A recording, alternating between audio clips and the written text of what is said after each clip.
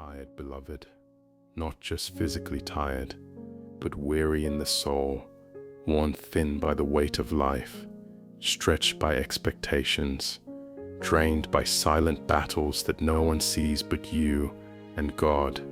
Tonight, you don't need to carry all of it alone. In the quiet, when the world has slowed and you're left alone with your thoughts, God is there, not a distant observer, not a silent judge, but a loving Father who sees you, tired, restless, uncertain.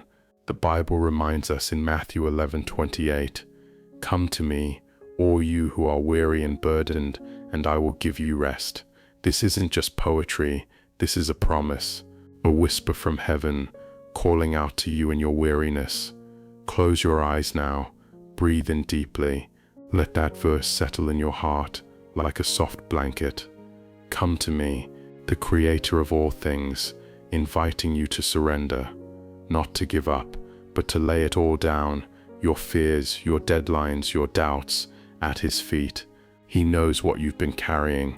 He sees the strength it's taken just to keep going. And He says, "Rest, child, I've got this now. Let go and just be here in this moment with Him." Elijah's weariness and God's whisper.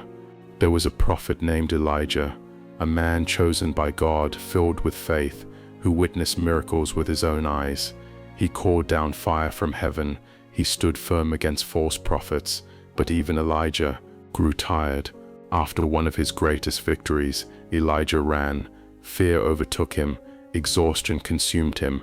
He collapsed beneath a broom tree in the wilderness, crying out, "I have had enough, Lord. Take my life." Can you imagine that moment?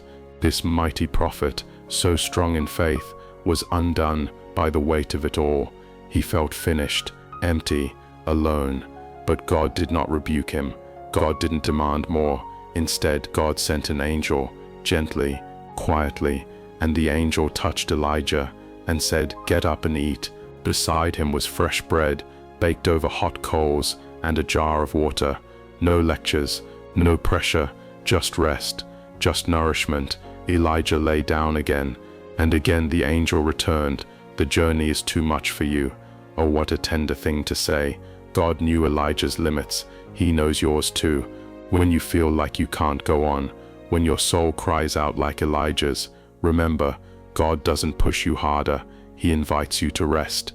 Not a worldly rest, filled with distractions, but a divine rest, one that touches the spirit, one that restores the soul. You don't have to be strong tonight. You don't have to have all the answers. You are allowed to be tired. You are allowed to rest in God's presence. Let His love surround you like the angel's touch. Let His word nourish you like the bread and water that strengthened Elijah. And trust that the same God who restored Elijah will restore you. Come to me, all who are weary. There is a voice that cuts through the noise of this world, a voice that is gentle, a voice that doesn't demand, but invites. It's the voice of Jesus, saying, "Come to me, all who are weary and burdened, and I will give you rest." Let that invitation settle into your soul. It's not for the strong or the successful. It's not for the ones who have it all figured out. It's for the weary, the burdened, the ones at the edge. The Savior of the world. He doesn't stand far off, waiting for you to fix yourself. He draws near. He reaches out. He says, "Come, come with your exhaustion. Come with your stress.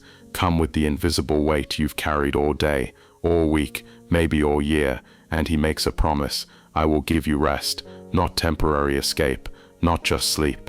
Rest, real, soul-deep rest, the kind that stills your racing thoughts, the kind that quiets your fears, the kind that reminds you, you are held, you are loved, you are safe." Maybe you've been trying to hold everything together. Maybe your smile has been hiding your struggle. But right now, you don't have to pretend. You don't have to carry it alone. Jesus offers more than comfort. He offers Himself. He says, "Take my yoke upon you and learn from me, for I am gentle and humble in heart, and you will find rest for your souls." Rest for your soul. What a beautiful promise. Tonight, breathe deeply. Let His gentleness lead you. Let His humility embrace you. Let your burdens fall at his feet. You were never meant to carry them alone, even though I walk through the valley. Have you ever felt like life has taken you into a valley, a place where everything feels low, where the shadows seem longer and the silence is heavy, where your strength is gone and the next step feels uncertain? David knew that kind of place, and yet in the midst of it, he wrote words that still breathe peace thousands of years later. Even though I walk through the valley of the shadow of death, I will fear no evil, for you are with me. Let that sink in. Even though things are tough, even though the night feels endless, even though your soul is tired and your body is weak, you are not alone. The Good Shepherd walks with you. He doesn't rush you through the valley. He walks beside you, at your pace, holding your hand. David didn't deny the valley. He didn't pretend it wasn't real, but his comfort didn't come from the absence of the valley. It came from the presence of God in it. For you are with me. When your strength fails, he carries you. When your heart aches, he comforts you. When fear whispers in the dark, his rod and his staff defend you. There's rest in knowing that you're not forgotten. There's rest in remembering that even in your lowest moments, God sees you, and he doesn't just see, he stays. That valley you're in, it's not your forever. It's not your destination. It's a passage, and God is with you every step of the way. So tonight, even if your surroundings don't change right away, let your heart begin to rest in this truth. He leads me beside still waters. When was the last time your soul was still? Not distracted, not anxious, not racing ahead of tomorrow's worries, but calm, at peace, at rest. The psalmist wrote in Psalm 23:2, "He leads me beside still waters. He restores my soul." Let those words be a whisper over your tired heart. He leads me, not pushes, not forces, not drags. He leads like a gentle shepherd, guiding weary sheep to the place of rest. And where does he lead? To still waters. Not the crashing waves of chaos, not the rushing river of pressure, but still waters, calm, untroubled, silent, like early morning dew before the noise of the day, like a lullaby for a heart that forgot how to slow down. Friend, your tiredness is not failure. It is your soul's way of saying, I need to rest, I need to be still, and God hears it. He knows how to meet you in that exhaustion, not with more demands, not with shame, but with restoration. He restores my soul. That word restore means he brings back what was lost. He mends what was broken. He renews what was weary. You don't have to fix yourself before coming to God. You come as you are, and he does the restoring. All you have to do is follow him to the water. Can you imagine it? A quiet stream, the sound of gentle flow over smooth stones, birds singing softly in the trees above.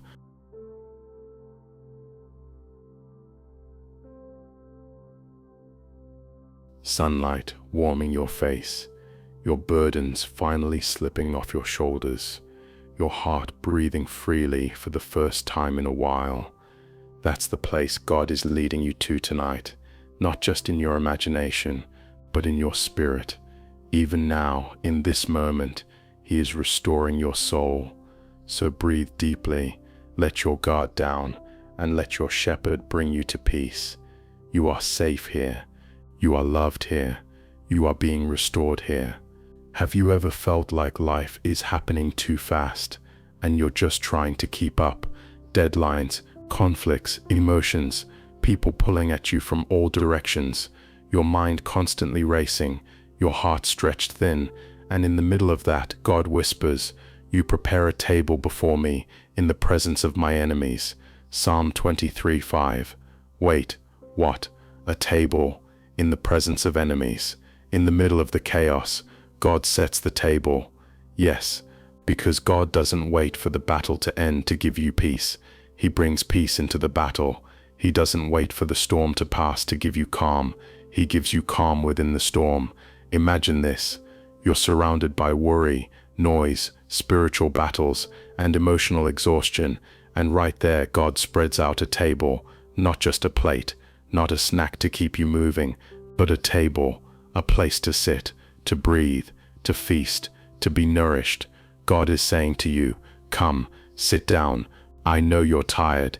You don't have to earn this moment. I prepared it for you. And here's the miracle. Even though the enemies are still there, fear, stress, shame, discouragement, they can't sit at your table. They have to watch you rest. They have to watch you be filled. They have to watch as God anoints your head with oil and your cup overflows. This is the rest that confuses the world. This is the peace that makes no sense. This is the table that says, I am not defined by the battle around me. I am sustained by the shepherd within me. Friend, you may feel surrounded, but you are not alone. The shepherd has not left you. In fact, he's pulled out the chair. He's poured the drink. He's laid the bread. He's waiting for you to stop striving and come sit. Will you accept the invitation? Lay down your weapons. Put aside your proving. You don't need to fight for a seat. He prepared it for you.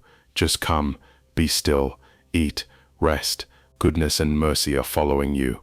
Have you ever felt like you're being chased by failure, regret, anxiety? It's like every step forward is haunted by something from the past or something you fear ahead. But what if I told you? You're being followed by something far greater than fear. Surely goodness and mercy shall follow me all the days of my life. Psalm 23:6. Not maybe, not sometimes, surely. That means it's a guarantee. Goodness and mercy are following you. You may not see them. You may feel surrounded by shadows and exhaustion, but behind you, goodness is tracking every step. Mercy is covering every mistake. God doesn't just send you out into the world alone. He sends His kindness to go behind you, to clean up what you can't. He sends His grace to carry what you dropped. He sends His mercy to rewrite what went wrong. Sometimes we're so focused on what we lost, we miss what's following us. We look over our shoulders and only see stress. But look again, friend. God is there. Goodness is not just for the good days. Mercy is not just for when you feel strong. They are assigned to you every day, even the tired days, even the doubting days, even the days when all you want is to stay in bed and disappear. God's goodness still shows up. His mercy still walks behind you, sweeping up the brokenness and softly whispering, "You're still mine." So take a deep breath. You're not being hunted by failure. You're not being chased by punishment. You're being followed by love. Rest in that. You don't have to chase God's blessings. They are already chasing you. You don't have to earn mercy. It's already been sent after you. This is the rest that God gives. A pace where you don't have to outrun your past. A path where you're never alone. A journey where grace has your back. So walk forward today, even if your steps are slow, even if your legs are trembling, because behind you goodness is gently singing, and mercy is quietly cheering you on. Dwelling in the house of the Lord forever.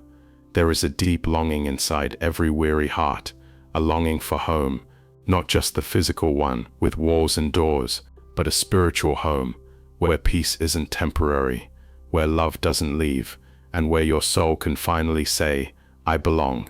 David closes Psalm 23 with this line, "And I will dwell in the house of the Lord forever." Psalm 23:6, not for a visit, not for a weekend, forever.